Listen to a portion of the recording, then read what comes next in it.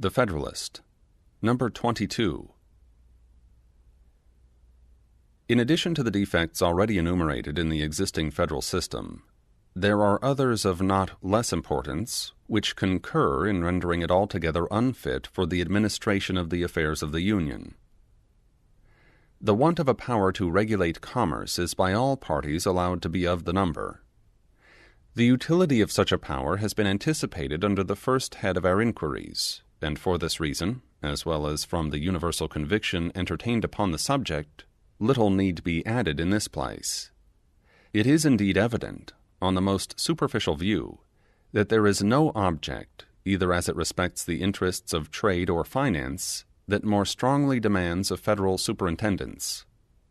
The want of it has already operated as a bar to the formation of beneficial treaties with foreign powers, and has given occasions of dissatisfaction between the states. No nation acquainted with the nature of our political association would be unwise enough to enter into stipulations with the United States by which they conceded privileges of any importance to them, while they were apprised that the engagements on the part of the Union might at any moment be violated by its members, and while they found from experience that they might enjoy every advantage they desired in our markets, without granting us any return but such as their momentary convenience might suggest.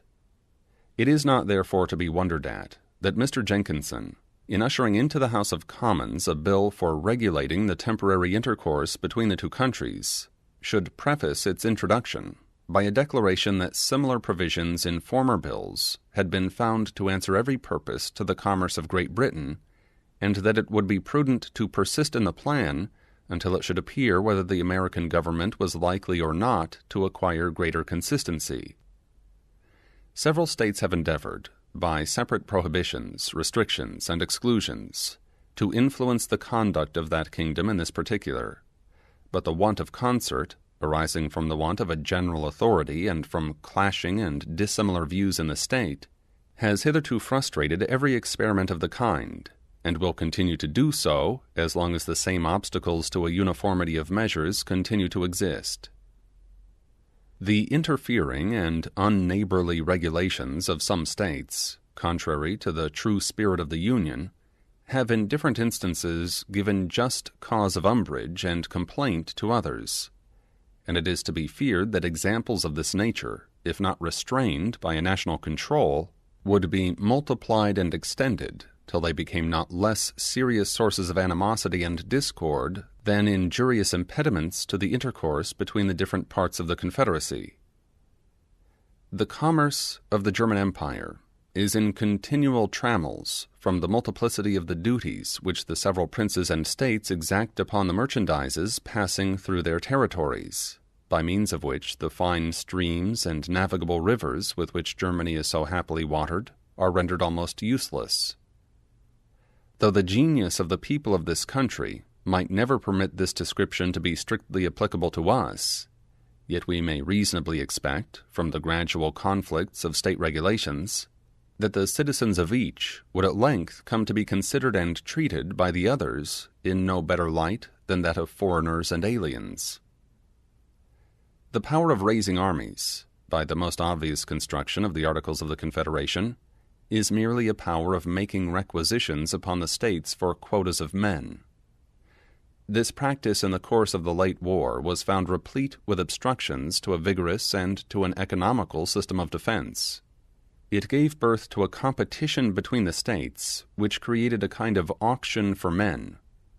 In order to furnish the quotas required of them, they outbid each other till bounties grew to an enormous and insupportable size. The hope of a still further increase afforded an inducement to those who were disposed to serve to procrastinate their enlistment, and disinclined them from engaging for any considerable periods.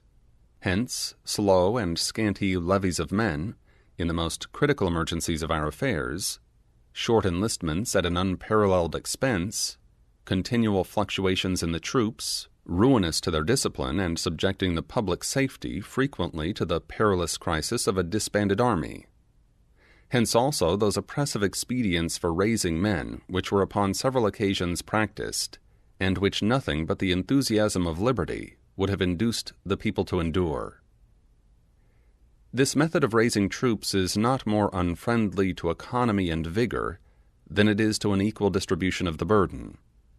The states near the seat of war, influenced by motives of self-preservation, made efforts to furnish their quotas, which even exceeded their abilities, while those at a distance from danger were for the most part as remiss as the others were diligent in their exertions. The immediate pressure of this inequality was not in this case, as in that of the contributions of money, alleviated by the hope of a final liquidation. The states which did not pay their proportions of money might at least be charged with their deficiencies, but no account could be formed of the deficiencies in the supplies of men. We shall not, however, see much reason to regret the want of this hope when we consider how little prospect there is that the most delinquent states will ever be able to make compensation for their pecuniary failures. The system of quotas and requisitions, whether it be applied to men or money, is, in every view, a system of imbecility in the Union, and of inequality and injustice among the members. The right of equal suffrage among the states is another exceptionable part of the Confederation. Every idea of proportion and every rule of fair representation conspire to condemn a principle which gives to Rhode Island an equal weight in the scale of power with Massachusetts or Connecticut or New York, and to Delaware an equal voice in the national deliberations with Pennsylvania or Virginia or North Carolina.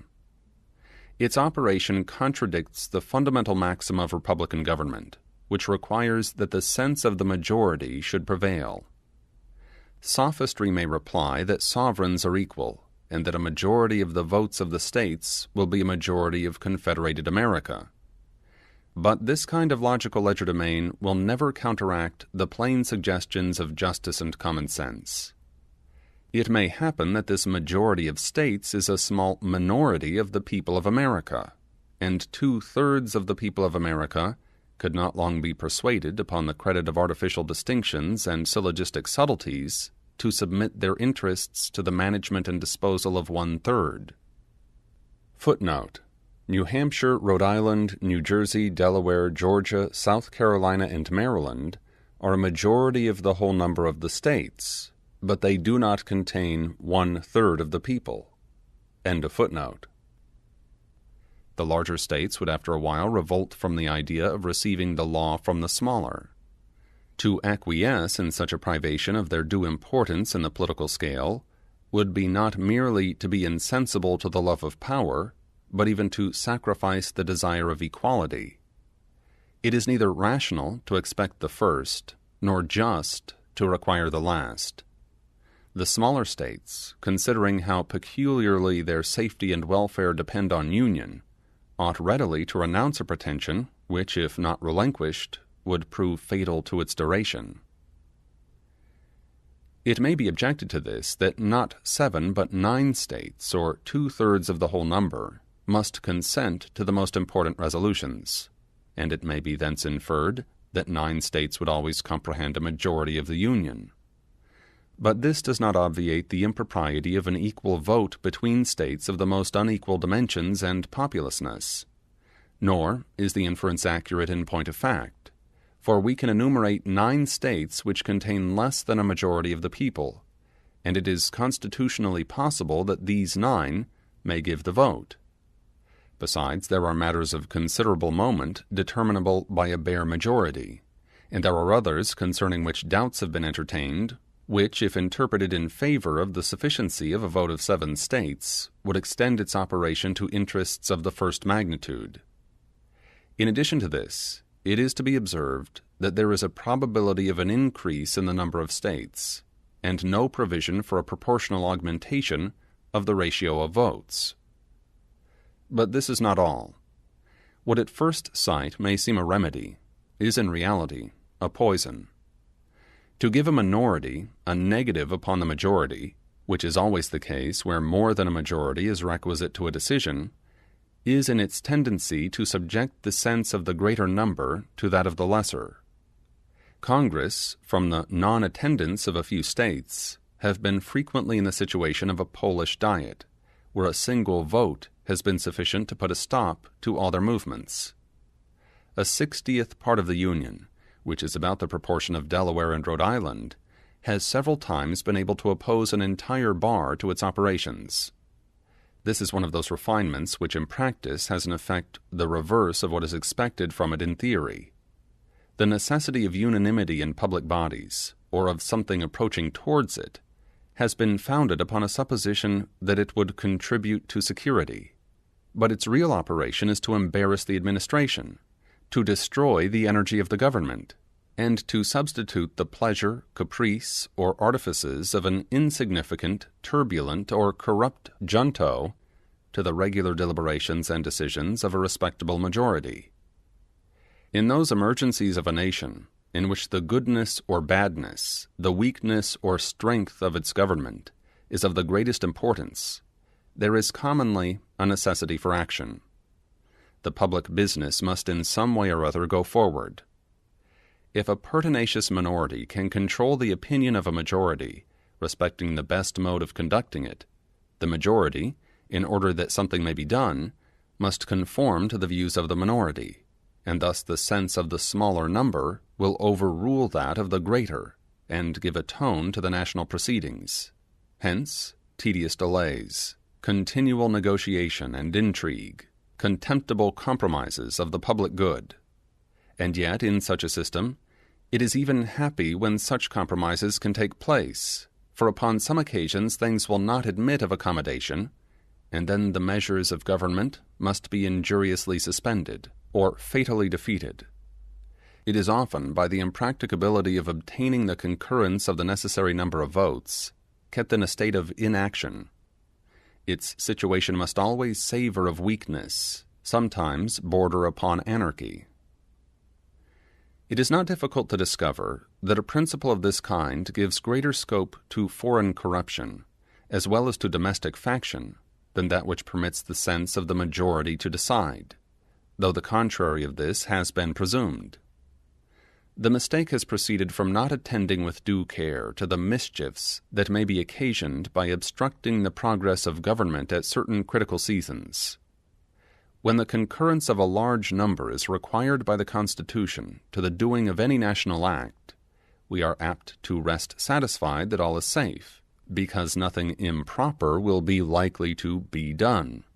But we forget how much good may be prevented, and how much ill may be produced, by the power of hindering the doing what may be necessary, and of keeping affairs in the same unfavorable posture in which they may happen to stand at particular periods. Suppose, for instance, we were engaged in a war, in conjunction with one foreign nation, against another. Suppose the necessity of our situation demanded peace, and the interest or ambition of our ally led him to seek the prosecution of the war, with views that might justify us in making separate terms. In such a state of things, this ally of ours would evidently find it much easier, by his bribes and intrigues, to tie up the hands of government from making peace, where 2/3 of all the votes were requisite to that object, than where a simple majority would suffice. In the first case he would have to corrupt a smaller number, in the last, a greater number. Upon the same principle, it would be much easier for a foreign power with which we were at war to perplex our counsels and embarrass our exertions. And in a commercial view, we may be subjected to similar inconveniences. A nation, with which we might have a treaty of commerce, could with much greater facility prevent our forming a connection with her competitor in trade, though such a connection should be ever so beneficial to ourselves. Evils of this description ought not to be regarded as imaginary. One of the weak sides of republics among their numerous advantages is that they afford too easy an inlet to foreign corruption. An hereditary monarch, though often disposed to sacrifice his subjects to his ambition, has so great a personal interest in the government and in the external glory of the nation, that it is not easy for a foreign power to give him an equivalent for what he would sacrifice by treachery to the state. The world has accordingly been witness to few examples of this species of royal prostitution, though there have been abundant specimens of every other kind. In republics, persons elevated from the mass of the community by the suffrages of their fellow citizens to stations of great preeminence and power, may find compensations for betraying their trust, which to any but minds animated and guided by superior virtue, may appear to exceed the proportion of interest they have in the common stock, and to overbalance the obligations of duty. Hence it is that history furnishes us with so many mortifying examples of the prevalency of foreign corruption in republican governments. How much this contributed to the ruin of the ancient commonwealths has been already delineated. It is well known that the deputies of the United Provinces have in various instances been purchased by the emissaries of the neighboring kingdoms. The Earl of Chesterfield, if my memory serves me right, in a letter to his court, intimates that his success in an important negotiation must depend on his obtaining a major's commission for one of those deputies. And in Sweden the parties were alternately bought by France and England in so barefaced and notorious a manner that it excited universal disgust in the nation, and was a principal cause that the most limited monarch in Europe in a single day, without tumult, violence, or opposition, became one of the most absolute and uncontrolled. A circumstance which crowns the defects of the Confederation remains yet to be mentioned: the want of a judiciary power. Laws are a dead letter, without courts to expound and define their true meaning and operation. The treaties of the United States, to have any force at all, must be considered as part of the law of the land. Their true import, as far as respects individuals, must, like all other laws, be ascertained by judicial determinations. To produce uniformity in these determinations, they ought to be submitted, in the last resort, to one supreme tribunal, and this tribunal ought to be instituted under the same authority which forms the treaties themselves. These ingredients are both indispensable. If there is in each state a court of final jurisdiction, there may be as many different final determinations on the same point as there are courts. There are endless diversities in the opinions of men. We often see not only different courts, but the judges of the same court differing from each other. To avoid the confusion which would unavoidably result from the contradictory decisions of a number of independent judicatories, all nations have found it necessary to establish one court paramount to the rest, possessing a general superintendence, and authorized to settle and declare in the last resort a uniform rule of civil justice. This is the more necessary when the frame of the government is so compounded that the laws of the whole are in danger of being contravened by the laws of the parts. In this case, if the particular tribunals are invested with a right of ultimate jurisdiction, besides the contradictions to be expected from difference of opinion, there will be much to fear from the bias of local views and prejudices, and from the interference of local regulations. As often as such an interference was to happen, there would be reason to apprehend that the provisions of the particular laws might be preferred to those of the general laws, for nothing is more natural to men in office than to look with peculiar deference towards that authority to which they owe their official existence. The treaties of the United States, under the present Constitution, are liable to the infractions of 13 different legislatures, and as many different courts of final jurisdiction, acting under the authority of those legislatures. The faith, the reputation, the peace of the whole Union are thus continually at the mercy of the prejudices, the passions, and the interests of every member of which it is composed. Is it possible that foreign nations can either respect or confide in such a government? Is it possible that the people of America will longer consent to trust their honor, their happiness, their safety, on so precarious a foundation? In this review of the Confederation, I have confined myself to the exhibition of its most material defects, passing over those imperfections in its details by which even a great part of the power intended to be conferred upon it has been in a great measure rendered abortive. It must be by this time evident to all men of reflection, who can divest themselves of the prepossessions of preconceived opinions, that it is a system so radically vicious and unsound as to admit not of amendment, but by an entire change in its leading features and characters. The organization of Congress is itself utterly improper for the exercise of those powers which are necessary to be deposited in the Union.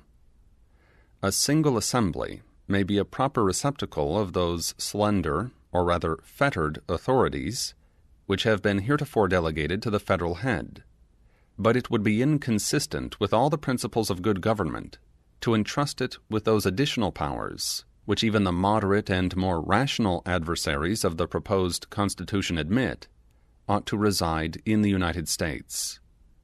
If that plan should not be adopted, and if the necessity of the Union should be able to withstand the ambitious aims of those men who may indulge magnificent schemes of personal aggrandizement from its dissolution, the probability would be that we should run into the project of conferring supplementary powers upon Congress as they are now constituted, and either the machine, from the intrinsic feebleness of its structure, will moulder into pieces in spite of our ill-judged efforts to prop it, or by successive augmentations of its force and energy, as necessity might prompt, we shall finally accumulate in a single body all the most important prerogatives of sovereignty, and thus entail upon our posterity one of the most execrable forms of government that human infatuation ever contrived. Thus we should create in reality that very tyranny which the adversaries of the new Constitution either are, or affect to be, solicitous to avert. It has not a little contributed to the infirmities of the existing federal system that it never had a ratification by the people. Resting on no better foundation than the consent of the several legislatures, it has been exposed to frequent and intricate questions concerning the validity of its powers, and has in some instances given birth to the enormous doctrine of a right of legislative repeal. Owing its ratification to the law of a state, it has been contended that the same authority might repeal the law by which it was ratified. However gross a heresy it may be to maintain that a party to a compact has a right to revoke that compact, the doctrine itself has had respectable advocates. The possibility of a question of this nature proves the necessity of laying the foundations of our national government deeper than in the mere sanction of delegated authority.